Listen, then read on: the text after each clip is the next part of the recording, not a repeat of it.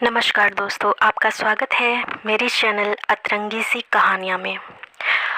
दोस्तों, हम लोग नाग पंचमी तो हर वर्ष मनाते हैं, लेकिन इस त्यौहार को मनाने के पीछे क्या कहानी है ये कभी नहीं सोचा। चलिए आज आपको सुनाते हैं वो कहानी जो है नाग पंचमी मनाने के पीछे, क्यों मनाते हैं नाग पंचमी। और आपको मेरी ये कहानी अच्छी लगी तो प्लीज़ मेरे चैनल को लाइक एंड शेयर कीजिएगा। ये कहानी जितने से जितनी हो सके शेयर कीजिएगा और मेरे चैनल को सब्सक्राइब ज़रूर कीजिएगा, और हाँ, अपने कमेंट देना बिल्कुल ना भूलिएगा। तो चलिए बढ़ते हैं कहानी की ओर। प्राचीन काल में एक सेठ जी के 7 पुत्र थे। सातों के विवाह हो चुके थे। सबसे छोटे पुत्र की पत्नी श्रेष्ठ चरित्र की, विदुषी और सुशील थी, परंतु उसके कोई भाई नहीं था। एक दिन बड़ी बहू ने घर लीपने के लिए पीली मिट्टी लाने के लिए सभी बहुओं के साथ चलने को कहा, तो सभी डलिया लेकर, खुरपी लेकर मिट्टी खोदने लगी। तभी वहाँ पे एक सांप निकला, जिसे बड़ी बहू खुरपी से मारने लगी। यह देखकर छोटी बहू ने उसे रोकते हुए कहा, मत मारो इसे, यह बेचारा तो निरपराध है। यह सुनकर बड़ी बहू ने उसे नहीं मारा। तब सांप एक ओर जा बैठा। तब छोटी बहू ने उससे कहा, हम अभी लौट कर आती हैं, तुम यहाँ से जाना मत। यह कहकर वह सबके साथ मिट्टी लेकर घर चली गई और वहाँ काम काज में फंसकर सांप से जो वादा किया था उसे भूल गई। उसे दूसरे दिन वो बात याद आई तो वो सबको साथ लेकर वहाँ पहुँची और सांप को उस स्थान पर बैठा देखकर बोली, सांप भैया नमस्कार। सांप ने कहा, तू भैया कह चुकी है इसलिए तुझे छोड़ देता हूँ, नहीं तो झूठी बात कहने की वजह से तुझे अभी डस लेता। वो बोली, भैया मुझे भूल हो गई है, उसकी मैं क्षमा मांगती हूँ। तो सांप बोला, अच्छा तू आज से मेरी बहन हुई और मैं तेरा भाई हुआ, तुझे जो मांगना हो मांग ले। वह बोली, भैया मेरा कोई नहीं है, अच्छा हुआ जो तू मेरा भाई बन गया। कुछ दिन बीतने पर वह सर्प सांप मनुष्य का रूप रखकर उसके घर आया और बोला, मेरी बहन को घर भेज दो।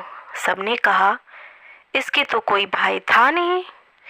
तो वो बोला, मैं दूर के रिश्ते में इसका भाई हूँ, बचपन में ही बाहर चला गया था। उसके विश्वास दिलाने पर घर के लोगों ने छोटी को उसके साथ भेज दिया।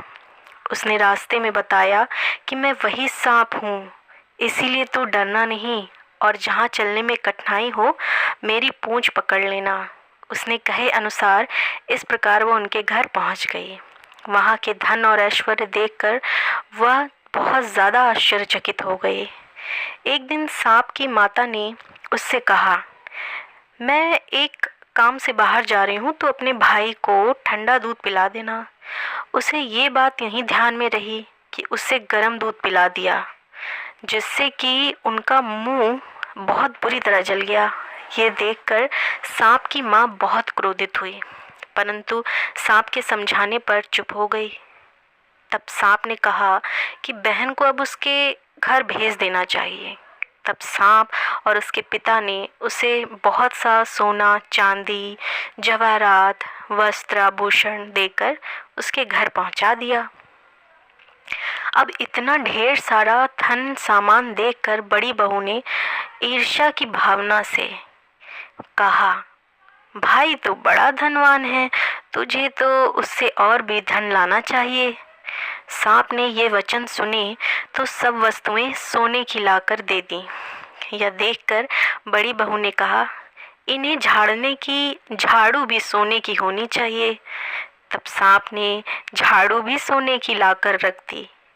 सांप ने छोटी बहू को हीरा मणियों का एक अद्भुत हार दिया।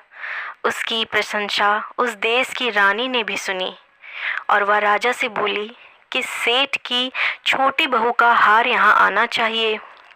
राजा ने मंत्री को हुक्म दिया कि उससे वह हार लेकर तुरंत उपस्थित हो।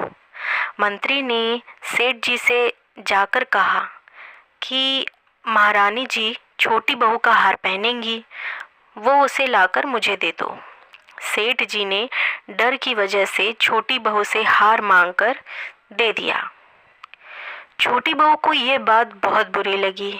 उसने अपने सांप भाई को याद किया और आने पर प्रार्थना की कि भैया, रानी ने हार छीन लिया है, तुम कुछ ऐसा करो कि जब वो हार उसके गले में रहे तब तक के लिए सांप बन जाए, और जब वो मुझे लौटा दे तो हीरो और मड़ियों का हार हो जाए। सांप ने ठीक वैसा ही किया।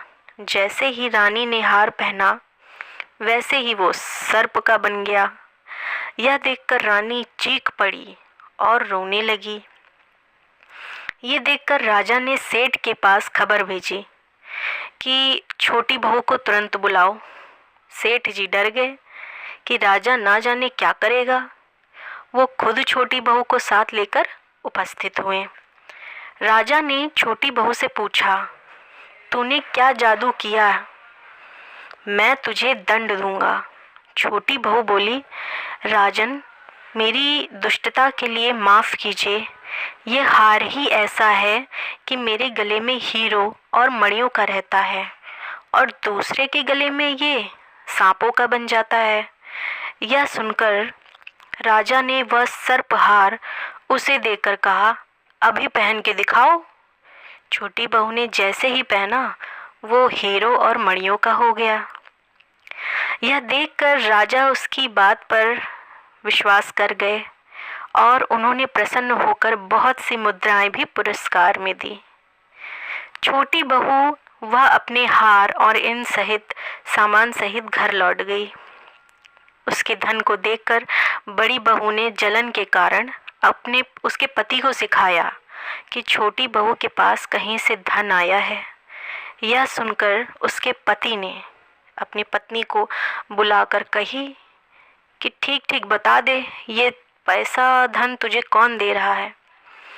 तब वो सांप को याद करने लगी। तब उसी समय सर्प ने प्रकट होकर कहा, यदि मेरी धर्म बहन के आचरण पर संदेह प्रकट करेगा तो मैं उसे खा लूँगा। यह सुनकर छोटी बहू का पति बहुत प्रसन्न हुआ और उसने सर्प देवता का बड़ा सत्कार किया। उसी दिन से नागपंचमी का त्यौहार मनाया जाता है और स्त्रियां सर्प को भाई मानकर उसकी पूजा करती हैं। तो दोस्तों, ये थी नागपंचमी मनाने की कथा कि हम नागपंचमी क्यों मनाते हैं। आपको ये कहानी अच्छी लगी हो तो प्लीज़ हमारे चैनल को लाइक एंड सब्सक्राइब कीजिएगा। धन्यवाद।